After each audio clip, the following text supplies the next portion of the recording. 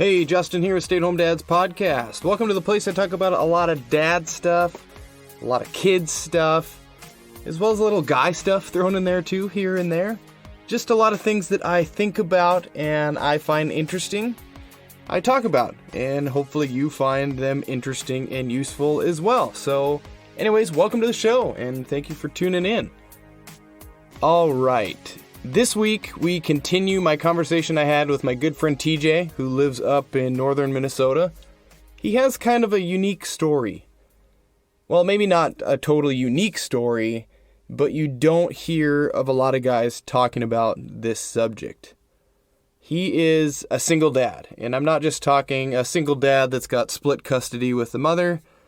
He has full custody of his daughter. He's the sole parent provider. Granted, he's married now with a new wife, but he has full custody of his daughter. So it's kind of an interesting story. We don't hear from a lot of men talking about this very much.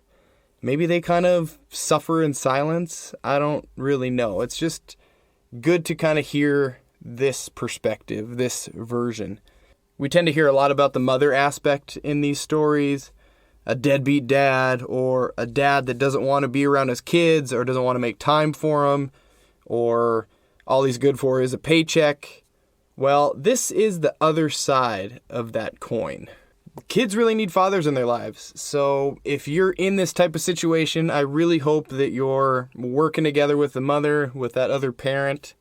You're trying immensely to stay in that kid's life and be around and be a dad. It's crazy important how much fathers impact home life and that family-kid dynamic. Anyways, we talk about a lot of that stuff, how he got into the situation, what he's doing about it, as well as breaking the cycle of young motherhood that tends to happen. Also, this is a Zoom call, so of course the audio is totally freaking garbage. Internet connection or whatever it is. Either way, I hate it. I can't stand it. It comes in and out, but I really hope that you can bear with me on this and we can get through it. So anyways, let's just go ahead and jump right in. All right, let's shift gears here a little bit. And I wanted to kind of talk to you about, it's not an unheard of situation, but it's not really one that's talked about that much, and that's kind of being a single dad and kind of raising your kid on your own for quite a while anyways. Do you want to talk about that? So when you were growing up, when you were an adult, you never wanted kids, right? You didn't want a kid. You were fine being an unattached anything, right? Yep. And then now I still don't want kids. And now you got a kid, and then you pretty much turned into a single dad. So what is the backstory here? What kind of happened? I don't think I kind of know a little bit, but my 25 listeners probably don't know that much. But your daughter's mom's not around. Was it drug use or jail, or she just didn't care anymore, just checked out? Both. So she got pregnant on purpose because she figured then she could just live off of me and never have to work. That was her whole intention. Stop taking birth control and lie about it. And then she was lying, cheating whore. You couldn't trust her. If she was talking, she was lying type of thing. Anytime turn around, if she wasn't home, it's because she was probably at some other guy's place. And I'm not even saying that to be mean. That's just exactly what happened. Right. Yeah. So we go through the custody fight and all this stuff. And she would make stuff up all the time. Like cops would show up at my house, usually twice a week for something she claimed I did that never happened. Like I moved 80 miles away to get away from her, and she was still like domestic violence type things. Saying I was like threatening her or abusing her. Yeah. Oh yeah. Yeah. She stole a gun of mine, stole one of my pistols, and called the cops and said I took a gun and left a suicide note.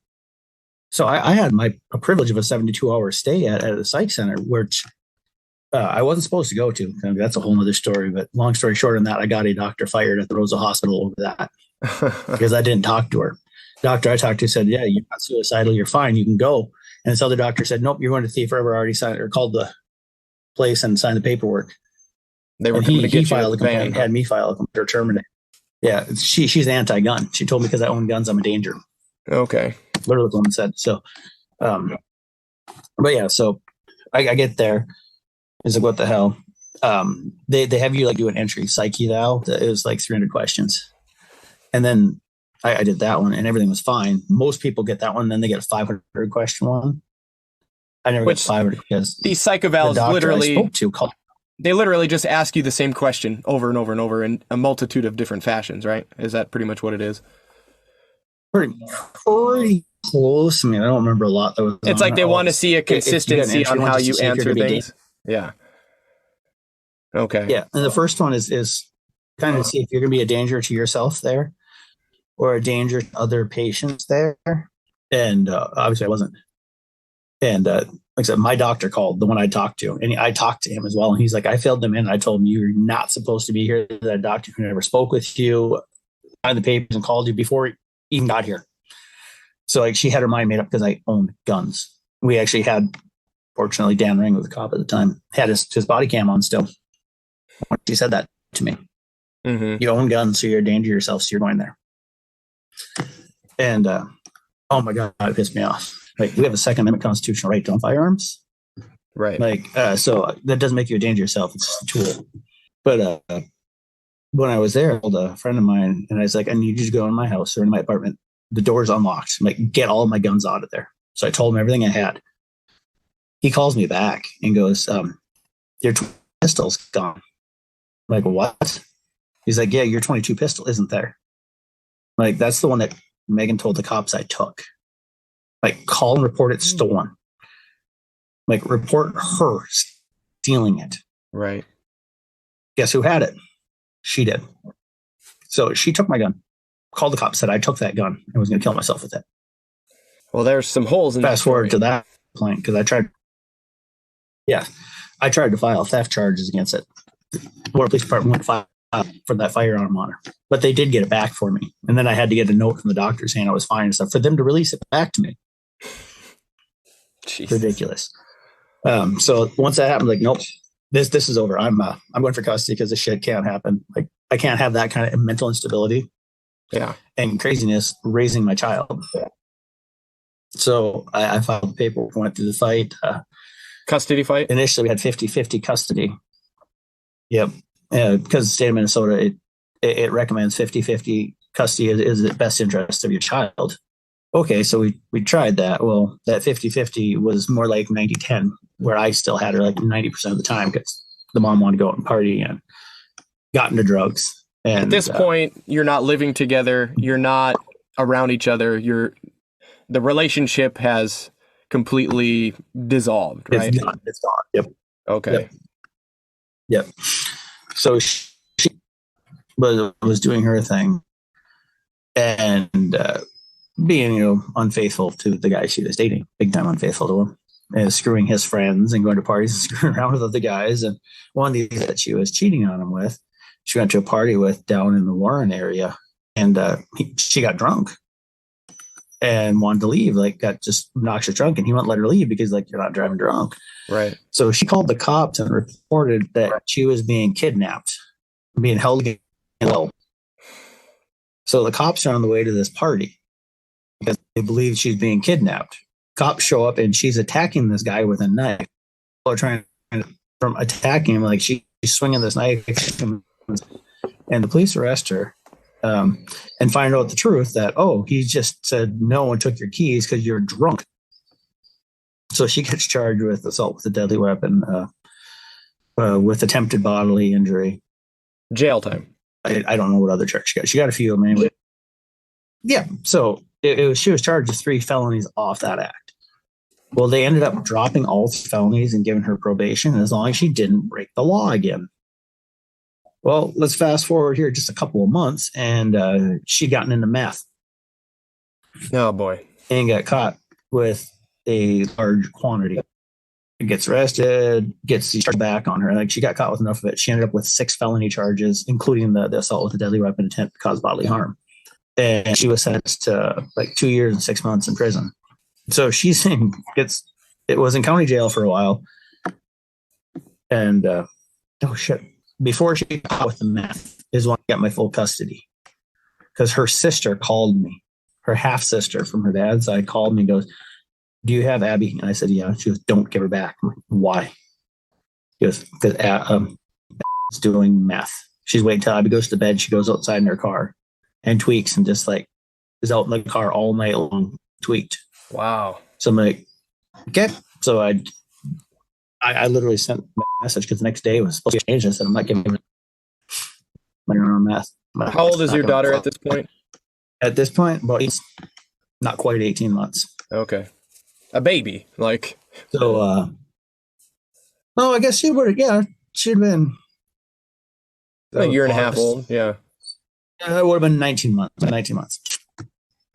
So I didn't give her back, and the exchange was on a Sunday. Didn't give her back. The next morning, I walked into the court, filed an emergency change of custody. I filled the paper and everything that needed to be done, explained the situation, and that it was a health and safety concern. So, okay, they set us a court date. And like at first was pissy about it, but she became like surprisingly cooperative and not fighting it hard.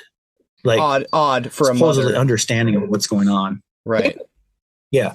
So then she's all saying, "Oh, I'm going to still come to court and I'm going to fight for it and I'll get treatment if I have to." Okay, cool. And court date shows up. Our court time was at 10:05 or 10:15 in the morning. I'm there. She never shows up. I'm in the court. And the judge asked me after we sat there for 10 minutes and goes, "Have you talked to her?" Or something like, "I talked to her yesterday. She said she was going to be here." She's like, "Okay." She says, "We'll give her 5 more minutes. If she doesn't show up, I'll be forced to make a ruling." And then like the worst thing in the world happens. I hear footsteps. Like you hear him coming down the hallway. I'm right. sitting there looking at the clock. Because you're like, yes. Click. She's not going to show up. Yes. And I was like, oh, fuck, I hear her coming. And then the door of the courtroom opens and my heart just sank. Well, here it was one of the court administrators poked her head in and said, "I attempted to call her. She's not answering her phone." Oh. And judge said, "Okay." Door shut. And then she goes, "Due to the absence of the defendant in this case, I am forced to award the plaintiff everything he asks. Everything you've requested will be awarded and will be granted. Case dismissed." Which was? So I was given 100% custody, legal, physical, full legal, full physical. The only way the mother can visit is with supervision of my choice. Like I that's the only thing allowed that she could have is she can call Abby and talk to her. She can write her if she wants to. I will monitor all phone calls. I will like read anything she sends first. And if she's going to visit, it is supervised by who I choose to supervise. And I have to approve the visit, So I got everything I wanted. And it was the best thing. Well, what happened was she got so methed out. She didn't wake up until almost 2:00 that day. Wow. So she was like high as a kite and just passed out. Wow. During court. Yep. That's so that was in that department. That was a day. Has there been much contact? I mean, that was years ago. Has there been much contact since? Is there even a relationship there with your daughter and her mother, biological mother? We'll get that custody in this because I got ahead of myself. She had her prison sentence. So she goes to jail, spends a couple weeks in jail, and then they send her down to, I think Mankato maybe is where the female prison is in Minnesota, but they send her to the state prison. And then our amazing shitty president, Barack Obama, passed that law that reduces sentences for non-violent drug offenders. Okay. So she spends 2 weeks in prison of her 2-year, 6-month sentence, and she gets released. So she goes to rehab, gets out, calls Abby occasionally, probably once every 3 days, and would write her letters every week, once a week. She'd write her a letter. Okay, that's something. And then the calls tapered off, just tapered off. Back in jail for meth again. Okay. About 6 months goes by, she hasn't said a word, and all of a sudden a letter shows up. And another letter, and another letter, and then a phone call, and then another letter. But then they taper off. Back on drugs, back in jail, back in rehab. So the next 4 years basically was in and out of rehab. Mm-hmm. because they don't, spend 2 or 3 days in jail and they get sent to rehab due to the way the law is now. So that went on, like I said, for like 4 years. And then she cleaned up, supposedly. And she visited a couple of times. I would be willing to bet now, since I moved back up here, and I've been up here now 7 years, that she's seen Abby maybe 12 times.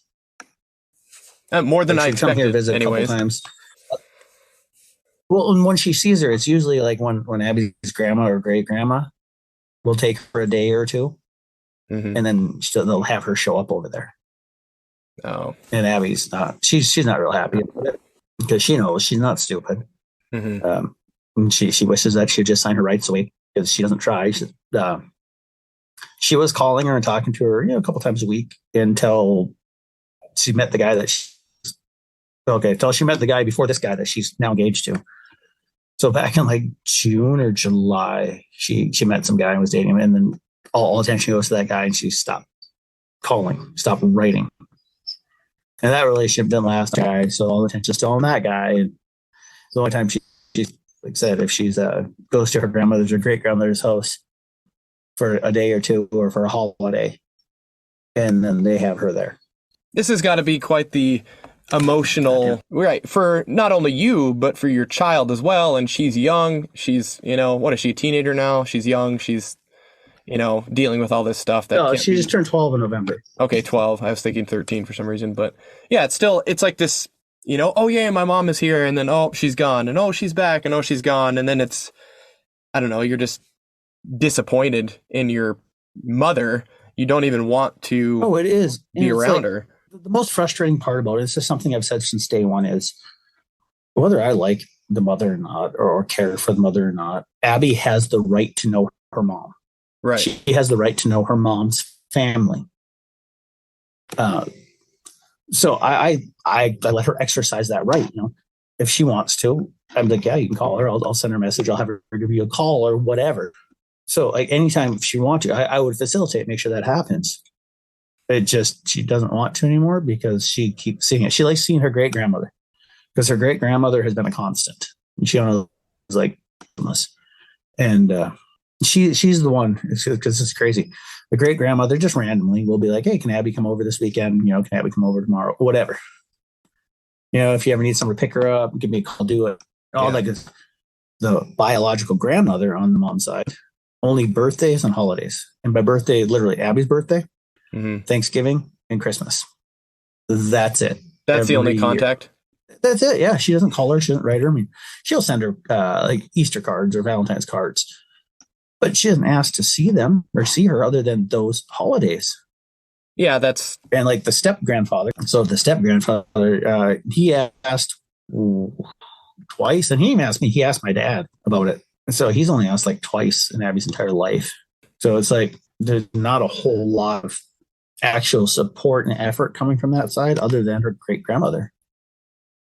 And Abby sees it. She's not stupid. She notices it. Right. She's not a naive little baby anymore. She can see this. She can see how her mother treats her. She can see how her own grandmother, how much she reaches out and tries to spend time with her. And at a certain point, you would like to just bury that, right? And just like those certain people just be like, just stay out of her life and keep the constant of your family and that great grandmother in the life, Yep. And it's like, since Abby's little, I never treat her like a kid. She's always been, I talk to her like an adult. I've treated her like an adult. Like, I never told her about Santa Claus. I never told her Easter Bunny. None of that bullshit. It's because I figured, she's going to find out sooner or later that you've been lying to her for this many years. So I'm just not going to do that. I'm going to treat her as an adult. Just because studies show if you treat them as adult, they develop mentally and physically faster and more complete. So I've never treated her as a child per se. I talk to her like, I don't care if she swears, It's funny hearing a 3-year-old say fuck, and it actually makes me laugh. Do it often, but every now and then it would come out. She knows where she can swear, where she can't, Right. So she's treated as an adult, responsibilities, like doing her own laundry, helping clean up, stuff like that. And she's been doing her own laundry since 6 or 7 years old. Oh, wow. So, yeah. So she's and treat it as an adult. She's still got a great imagination. She loves to go and play toys. She loves art stuff, science stuff. I don't give her a phone. Mm-hmm. She's not going to get one. When she's 18, she can get her own and sign a contract. That's a whole other thing to open up. Like when you give a kid a phone, especially like a 12 or 13 or a 16-year-old kid, and then that opens up to, I don't know, to just more access and more bullying potentially, and more, self-image stuff on social media and all that. It's just a terrible idea. So I'm glad that you're waiting in that realm. She doesn't really play like video game stuff. She was given by her stepsister a Nintendo DS, which she had played. It doesn't work anymore. My parents gave her a tablet that had some games downloaded on it, and her stepsister on this one, because her internet, and this part of she'll never get a phone. Her internet addiction and social media addiction. She took Abby's tablet, connected it to the Wi-Fi, and put a password on it, and locked it down so it shut off at a certain time of night and everything, unless she had the password. And then she forgot the password. So we can't access it. It basically works for an hour, and it shuts down. But that's something I was able to witness, is the addiction that, let's face it, we play on our phones way too much. Yes. I'm definitely guilty of it. I complain about it all the time on this show. So, yeah. Yeah. And kids with developing brains are more prone to addiction than adults, because the brain's getting the dopamine. The body changes at a younger age to need it. And electronics addiction has been shown and proven to be more addictive than meth or heroin. One of the most addictive things we have. So I keep her away from that. I'm trying to do her a favor, service. In fact, last weekend on Saturday, she was at her great-grandmother's house, and her great-grandmother told her that it's nice that she still has an imagination and play with toys and go outside and play and not need a phone or a video game like her cousin Layla does. Mm-hmm. And Abby told her it's because I don't have one. Dad doesn't give me one. So I don't think about him that much. I don't want it because I don't have one. And I was like, all right, good. Good job, me. Go team. Yeah, it forces kids to, like you said, to use an imagination, to pretend. And all these parents that essentially shove all these electronics, and I complain about it a lot. My kids have tablets. They use them occasionally, but it's very limited. They don't get to go on the internet. They play a couple games for a little bit here and there, but it's not this thing that's in the forefront of their mind. They're more worried about playing with their Barbies, or playing with Legos, or playing pretend with each other, or going outside with their friends and running around and playing in the mud, which they've been doing lately, and destroying their shoes. But it's much better than sitting in front of a screen. And that always makes me cringe when I go to a restaurant and I see kids sitting on a screen at a restaurant, and the parents are on their screens and eating their food in silence. It's just weird to me to see people do that, and it kind of bothers me. They're electronic babysitters. That's what phones and tablets and computers and video games have become. They're electronic babysitters for parents who don't want a parent. Yeah. Now, I don't want a parent, but it's not my child's fault. She exists. Yeah. She didn't make herself. Right. She's not the reason she's here. So it's my job to make sure she's got a decent life, a decent example. Well, speaking of that decent life and decent example, and I was kind of thinking about this before we got on here, is how do you stop that cycle? And by cycle, I mean, like, okay, so your kid's mom was a young mother. Her mom was a young mother. Yep. How do you prevent her great-grandmother was a young mother. How do you prevent your daughter from becoming a teen mom, a young mother? And I know it doesn't just affect, I know there's a pattern, but it can affect anybody. But how do you get ahead of that? You know what I mean? I think I'm already ahead of it. And you pointed it out perfectly. It's a pattern. Mm-hmm. And we can look at this. My wife was a young mother. Her daughter is a young mother. And the wife's like, oh, you can't stop kids from doing so. Like, hell, you can't. Look at us. Did our parents let us go run around free will anywhere we want to all the time? No. If you instill true respect to your children, they respect you back and listen to you and follow your rules. When there's consequences for your actions, you avoid those actions so you don't have those consequences. Right. Yeah, parents play a huge role, raising kids right. And I don't mean just like it's a very blanket term, but you want to make them feel like they don't have to go get value or love somewhere else. You know what I mean? Exactly. And, in this case, like with her young mom, 3 generations of young moms. There's a pattern, obviously, in that string. And the irony of this is the first one, like the great-grandmother had the grandmother. She raised the grandmother. The grandmother had the daughter. She raised the daughter. There's something going on the mom's side with the raising. Now, I'm going to sound so sexist. And Stephen Crowder has links that back this up that he shares all the time. A fatherless home is more likely to have issues with children being criminals, becoming young mothers, being unwed parents, stuff like that, than a motherless home. A father is more important in the psychological development of a child than the mother. The mother is more important in the physical development. But you need the psychological development that a father brings. In all 3 cases, up to this, the mother was the primary raising person of the child. Mm-hmm. So I bring to the table now that my daughter's being raised by the father. So it gets to see things from the father's perspective. Right. So you have essentially broken and I don't that cycle. Coddle her. I don't baby her. Yes, she's gotten a responsibility put on her that none of her predecessors on the mom's side, has had. Right. At that age to see it, to witness it. And then, of course, now I've had the privilege where we had Bianca and her newborn here. So Abby's got to see the child crying all night long, waking her, keeping her up, fussing all day, the pooping, the shitting, the spitting up, the cleaning up after, and witnessing it. She wants no part of it. So, I got that going for me. Right. It's like value yourself. Don't look for love and validation from other places. You get that from your family, have your family give those things to you.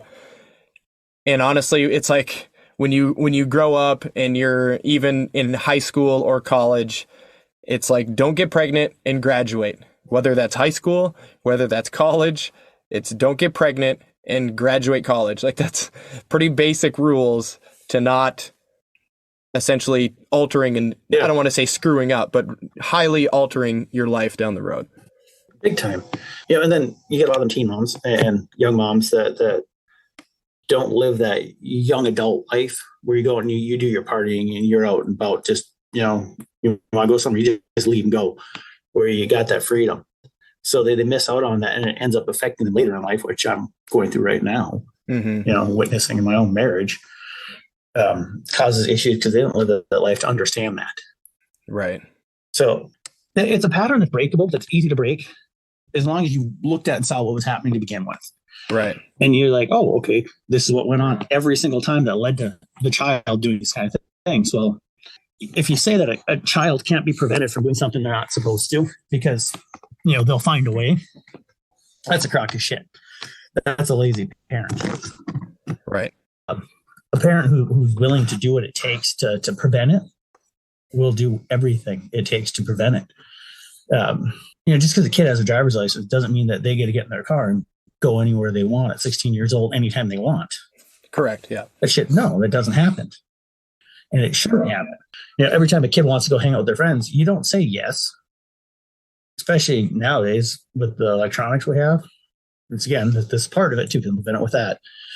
When they got the constant contact, that is like the worst thing in the world for kids, because they're making their little plans, come up with their ideas, and come up with their lies and stuff to cover each other's asses to get away and do whatever they're supposed to do or want to do. So I'm preventing that by preventing the immediate constant contact. I have this meme saved. I'll read it to you because it means a lot when you read it and listen to it. I think I still have it saved. I probably deleted it just yesterday. I think I just deleted it yesterday. I did delete it. Basically, the meme was saying that with technology that we have, that people have got this entitlement to constant contact, and children believe that they're required and entitled to constantly be in contact with other people all the time. And that simply is not the case. Mm-hmm. When we were kids, we didn't have a phone. We'd call each other or we'd hang out. But if we didn't call each other on our shared line that we had in the house, or we weren't hanging out, we weren't constantly talking, No, there wasn't a text message. There wasn't a social media aspect, a text aspect where I could just send you a message, or you send someone else a message at any time, at any point in the day or night, and that constant being in touch with people. That wasn't a thing back then. It seems to me that the relationships and friendships are more real from that era than they are now, because everyone now has your constant gratification. There's an episode of Family Guy, and this kind of goes in line with this, where they were thinking Chris was gay, and they're like, "Why don't you have any interest in a girlfriend, Chris?" He had a really good looking girl that wanted to date him, and he wouldn't. And they said, "Why would I? Everything I need is on the internet." It's true. Like that's where people are getting everything they want or need. It's on the internet. They don't learn to develop the actual in-person skills. Right. Well, you can order food online.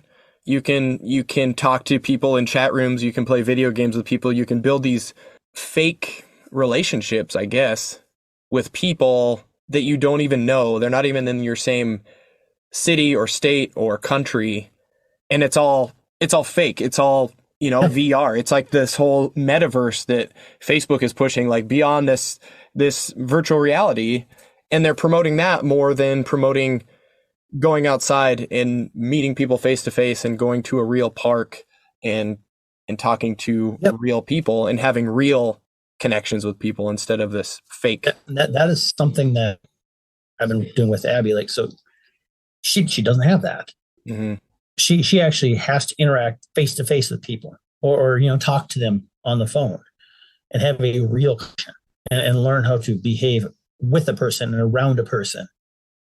So I'm making sure that she's got that actual social ability that's missing amongst people today. I don't know. You mentioned about being at a restaurant, seeing the kids on the phone, the parents on the phone. I don't know how many times that I've been in line waiting to pay for fuel or something at the grocery store, and the person in front of you is just sitting there staring at the phone while the person waiting to take the money and so is standing there just looking at them. Is awful. It's such a huge addiction that these people are like, they like they're going to miss something in life when you're going to miss something literally right in front of you. You're going to miss scrolling, and you just want that dopamine hit of seeing what post is next. Yeah. What did Kevin say? What did Tommy say? What did Sally say? And you're just like, I don't give that. I don't allow that to happen. Since Abby was little, like if we go to Subway, probably 4 or 5 years old, I would hold her up before she could lift her head up and be up tall enough to see above the counter. But I would hold her up so she could tell the person her order, which she wanted herself. Yeah. We go somewhere, if she wanted to order it, she ordered it herself, because that's something you have to learn how to do. You're interacting with a stranger. You're learning how to present yourself in public.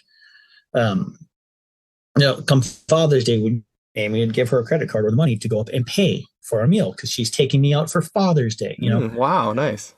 So she's learning to take the responsibility of it and present herself as an adult and being responsible.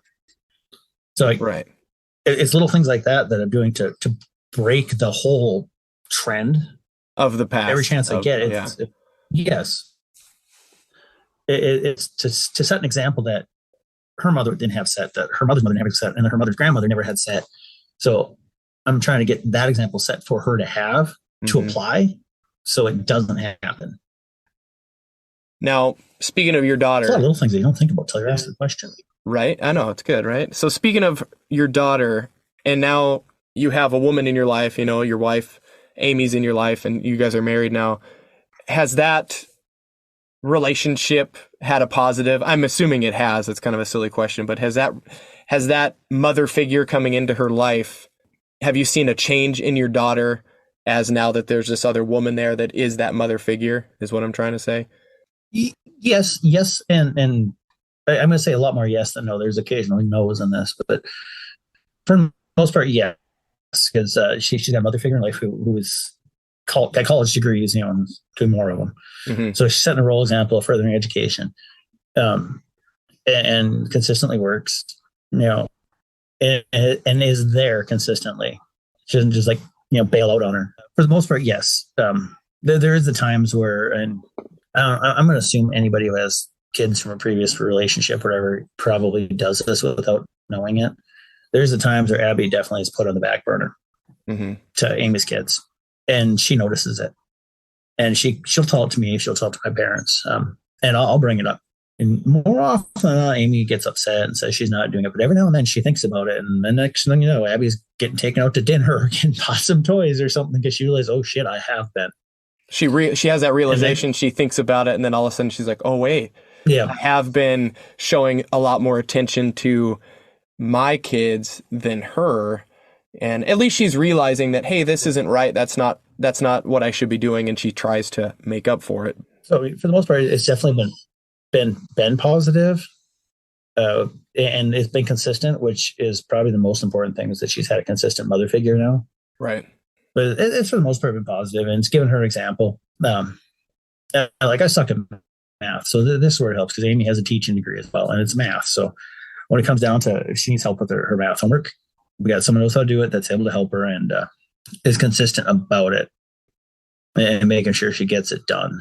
So, it's benefited her with education stuff. It's definitely benefited her with having a role model who's there. Right. That's what I was quite curious about, is that a role model, a female role model that can kind of show her. Granted, she has it, she's probably around your sister at times and your own mother at times, but this is someone that is a constant daily person, female that I can look up to. Female role model. What's that? Yeah, she's on my mom quite a bit too. Yeah. No. If you saw the way my sister's children acted versus my daughter, there's a big difference in raising quality there. So what can you say, what do you look at from your perspective today? And you're like, I wish I knew this, back then when you were dealing with your child's mother, you were going through those situations. What do you think you would tell yourself, or like, what would you have done differently, or what would you advise yourself, someone going through that type of situation? What do you think? There's a saying that says, if you give a person enough rope, they'll hang themselves.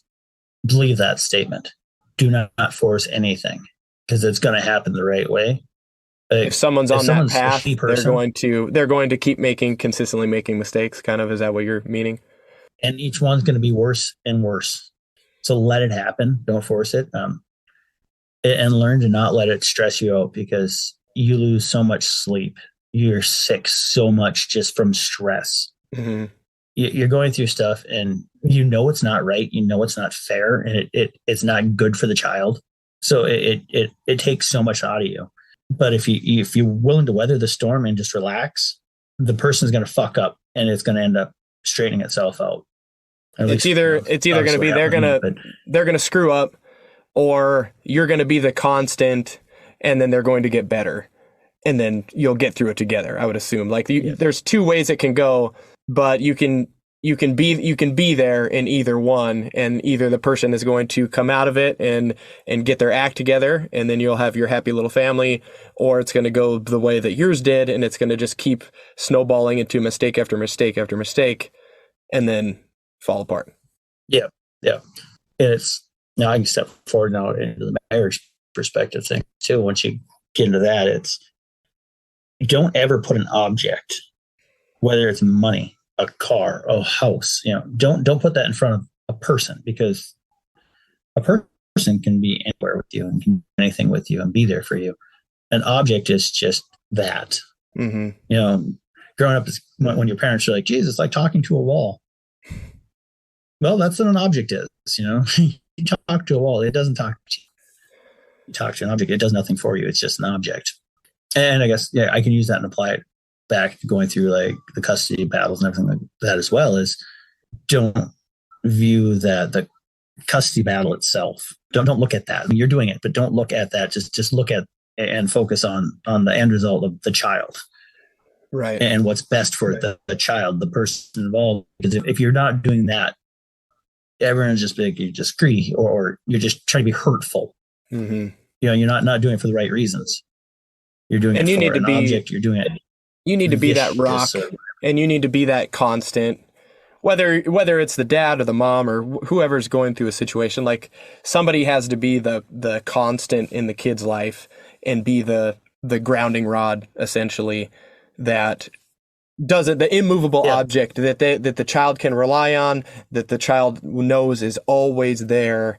So I guess if you're going through this, just be that person for your kid, and be Pretty that much. person that your kid can rely on. Really, you've got to be the focal point. You have to be that focal point for the child. That's one thing. Abby's like, she's a daddy's girl. I mean, obviously, it was going to be a daddy's girl when at full custody, because I'm the one that's always been there, always had her, always taken care of her, I always provided, and I'm the one in the end who's always going to be, because, well, the mom's inconsistent. The mom has always been about the mom and will always only be about the mom. It's always been, for her, the mom was, when can I get my next piece? Which turned into, when can I get my next drink? Which turned, when can I get my next rock? When can I get my next fix, my next high? Oh, so disgusting, right? It's just so gross to even think about. And now it's supposedly she's clean. I have a tough time with believing that. History says that you're not going to believe that because it's never been believable in the past. So why believe it now? Yeah, exactly. When she stops calling Abby constantly or writing Abby, she's back on drugs. When she starts posting more stuff on social media, is usually when she's back on drugs. And that's exactly what's been going on. So her pattern is back to the I'm on drugs pattern. I don't know she is. But you have a feeling. History being an indicator more than likely is. So Abby sees it, and one thing she notices: I'm not an alcoholic. I don't smoke. I don't do drugs. I'm home every day. Usually, I mean, if I'm not, I'm at work. Right. So I'm there, and I'm making sure she's got food. I'm making sure she's got clothes, and make sure she's got somewhere to live. So you got to put that focus, because before I had a kid, I didn't fucking care. I really still don't anymore. I told myself I'd be perfectly cool with, because I'll go live on my vehicle and just travel around. I'd be fine with that. In fact, I'd really enjoy that. Mm-hmm. Having a kid, you can't do that. You got to have a stability. Yep, they've got to go to school. It changes the dynamic a little bit. It changes what you need to provide, and you're not just thinking of yourself anymore. You got to think about them a lot. So yes, and you mentioned the school thing. The quality of in-person school versus the online schooling is night and day difference too. Yeah, mm-hmm. Like the online schooling during during the stupid lockdown bullshit, horrible. It was so bad. An 8-hour day at school could be compressed into 45 minutes. Yeah. Tells me something isn't up to par. Yeah, absolutely, it was horrible. It was to check a box to say that these kids did some sort of learning that day. Yeah. Not going to say the people who are traveling parents, because I do know several of them that are doing good jobs, but a lot of the people who, if you're going to do traveling parenting and you do the online schooling, that's what they're stuck with, is that kind of education. If you got the ones who do like actual homeschooling, where they take the time to actually teach a student or a child like they're in school, it's a lot better of an education than staring at the computer screen, reading the question, clicking a button. Mm-hmm. It's so shitty. It was so dumb. I watched one of her classes one day, and this is really what they're being taught, and how they're being taught. No wonder they know nothing at the end of the day.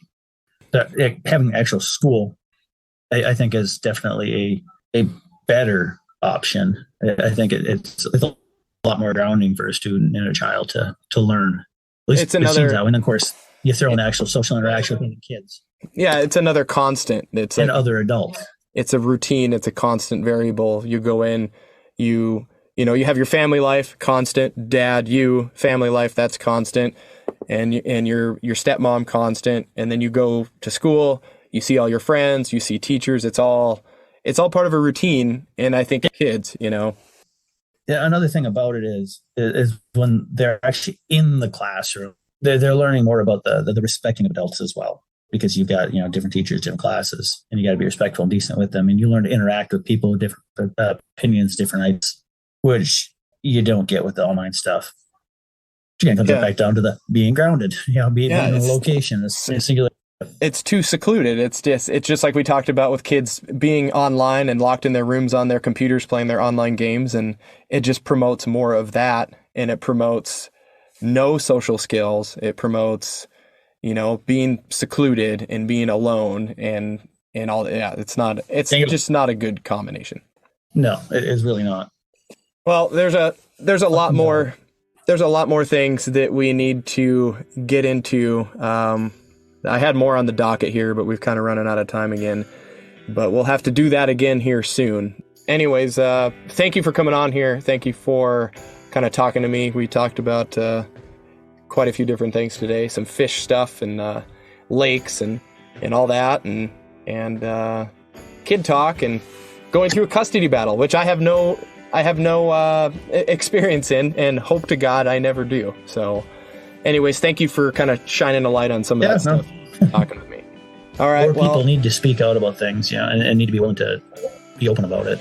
That's why I was really interested in your custody story, because you don't hear a lot of that from the dad. You don't hear that aspect of it or what they go through. You always hear that, a lot of times that a dad is a villain and he's the bad guy, and the mother is trying to save the child or whatever it is, or it's just bad relationship, and then they split up, and it's usually in favor of the mother that has custody or is dealing with all that stuff. And I thought you had an interesting story with you being the one that dealt with all that stuff. So thank you again.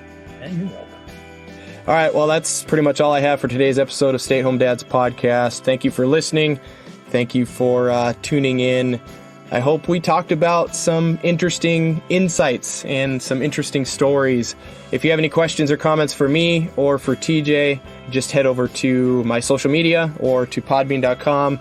Leave a comment or a message. I'll go ahead and link your businesses in the description of this podcast again. So if anybody wants to check out TJ's pages, they can do that in the description. Also, if you know any friends or family that would benefit from listening to this wonderful show, please share it with them and let them know that they can grab it on any of the big podcasting streaming sites. So anyways, that's it. Thanks again, and I will talk to you all next week.